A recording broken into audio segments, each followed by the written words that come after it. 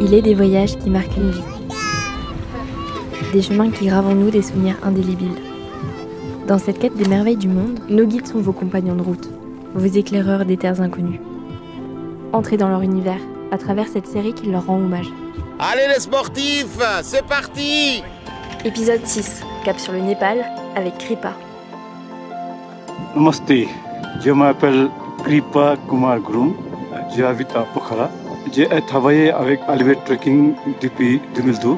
Quand j'avais 18 ans, je suis allé à trekking comme porteur. J'aimais beaucoup pour voyager avec étrangers. J'aime beaucoup les cultures aussi d'autres pays, paysages aussi. Donc je voulais faire guide. Il y a des voix qui portent bien au-delà des sommets. Celles qui racontent une terre, un peuple, une manière d'être au monde. Depuis plus de 20 ans, Kripa guide nos voyageurs avec humilité, patience.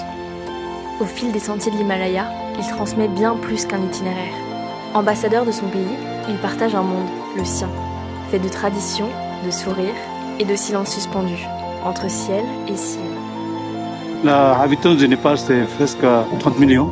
Et puis, géographiquement, c'est divisé par les 3 régions. On appelle la région de Himalaya, la région de montagneuse et la région de terrain. 3 parties divisées par le Népal. Et puis, ça bordé le sud, l'ouest et l'est par l'Inde. Et puis, le nord par la Chine. Au Népal, il y a beaucoup de choses. Il y a 142 ethniques qui habitent. Et puis, il y a 124 langues maternelles qui parlent. Il y a beaucoup de fêtes différentes. Okay. Il y a 80% sont hindous et environ 10% sont bouddhistes. 5% c'est musulmans. En particulier, c'est Népal, c'est pour les montagnes, comme l'Everest. Parce qu'il y a beaucoup de gens qui viennent pour faire les alpinistes. Dans le monde, il y a 14 000 sommets. 8 sont au Népal. Ça, c'est très important pour nous. Pokhara, où j'y habite, vous pouvez voir 3 000 mètres dans la grille, Annapurna et Manaslu. Et puis, Népal, c'est très connu pour la naissance de Bouddha aussi. On appelle Lumini. Bouddha, il est né au Népal. Et puis, je dirais, Népal, ce n'est pas une seule fois. Il faut venir plusieurs fois. Il y a beaucoup de régions où on peut faire. La région de Kanchenjunga et Dolpo, c'est très connu. Le Mustang aussi. La région de Manaslu, les Annapurna. Le paysage, c'est très varié parce que ça commence très bas, 60 mètres d'altitude jusqu'à 8000 mètres. Parce que si on va à terrain, c'est toute plate. Si on va aux montagnes, c'est 8000 mètres. Il y a des terrasses, les rizières, c'est comme ça. Et puis il y a des cultures, des temples, des montagnes. Il y a beaucoup de choses pour avoir.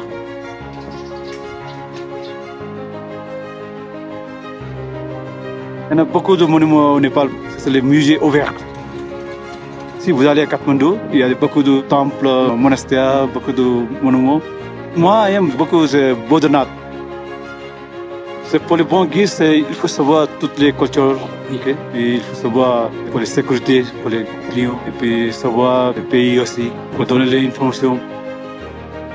Parce que j'aime beaucoup parler avec eux, parce que je veux améliorer mon français aussi. Je fais parce que je voulais étudier, je voulais savoir les cultures. Pour venir au Népal, c'est pour savoir les cultures de Népalais, comment ça vivre au Népal, pour paysages, pour faire le trekking, pour rafting, pour Nice, pour visiter la ville, juste il y a beaucoup de diversité au Népal. Et il faut venir au Népal. Merci Kripa pour ton témoignage. Dans le prochain épisode, retrouvez Rémi au Costa Rica.